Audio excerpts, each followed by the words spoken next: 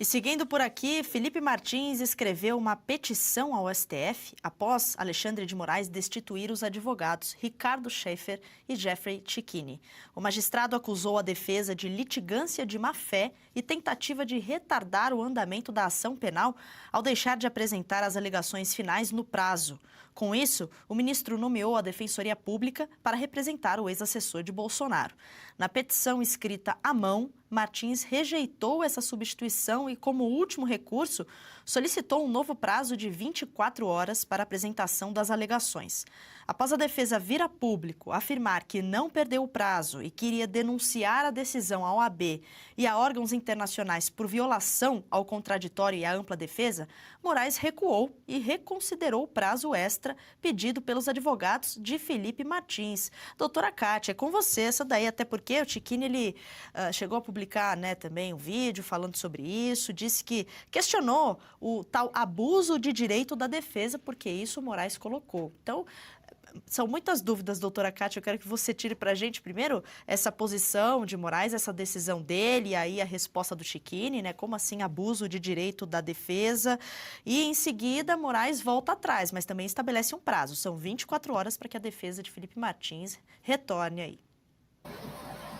Não houve abuso algum de defesa, Tawane. Pelo contrário, quem abusou foi a PGR. Vejam, depois da fase da colheita de provas, naquele tal processo do golpe, veio a PGR e trouxe documentos adicionais. O que fez a defesa? Em vez de peticionar em razões finais, em alegações finais, ela pediu o quê? O que qualquer advogado minimamente sério teria feito no lugar da defesa. Pediu a abertura de prazo para se manifestar sobre as novas provas. Afinal, num Estado de Direito, e pretende-se, pelo menos em tese, que o Brasil ainda seja um Estado de Direito, no Estado de Direito ninguém pode ser julgado com base em provas sobre as quais a parte em julgamento não teve sequer a ocasião de se manifestar. Então, as defesas pediram a abertura de prazo. E veio Alexandre de Moraes, né, com essa decisão estapafúrdia, decisão de ontem à noite, dizendo que teria havido um abuso na defesa, que teria havido litigância de má-fé.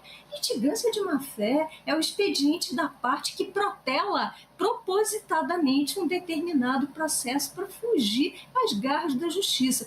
Ainda que tivesse havido litigância de má-fé, não houve, mas ainda que tivesse havido litigância de má-fé, só poderiam ter ocorrido duas únicas consequências jurídicas. A parte teria perdido a oportunidade de se manifestar em alegações finais e o juiz poderia ter oficiado a OAB para que a OAB instaurasse um eventual processo disciplinar contra o advogado litigando de má-fé. Mas não foi o caso. E existe uma previsão muito clara no Código de Processo Penal, o código que preceitua os ritos das ações penais. Existe um determinado dispositivo que contempla uma possibilidade muito excepcional de remoção do advogado pelo juiz. Que caso é esse? É o caso de abandono da causa. O que é um abandono, gente? É a conduta do advogado que deixa tudo para lá, que não peticiona nos autos, que falta às audiências, às sessões de julgamento sem qualquer justificativa. Não foi o que aconteceu. A defesa, os advogados foram removidos ontem à noite depois de terem peticionado. Portanto, eles não podem ter sido acusados de abandono. Não abandonaram de modo algum. E outra coisa, esse mesmo artigo do Código de Processo Penal que prevê essa possibilidade muito excepcional, ele dispõe que o juiz, antes, tem que intimar a parte para nomear um novo defensor. O objetivo da lei é preservar a defesa plena do réu, é preservar que o réu continue sendo assistido por advogado. Não é permitir que o juiz exerça os seus caprichos.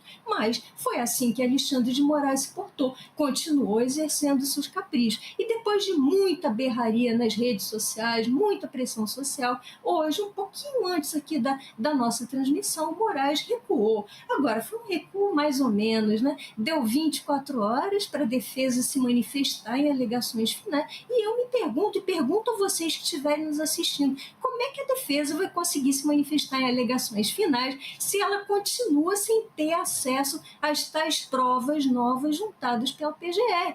houve um comprometimento inequívoco do direito de defesa. Esse é o universo alexandrino. Para manter os advogados de escolha, de confiança das partes, ele prejudica o direito de defesa. Isso é tudo menos Estado de Direito. É uma mixórdia. Você gostou desse conteúdo? Então compartilhe, dê o seu like, não se esqueça, viu? Aqui no canal da Revista Oeste tem muito mais.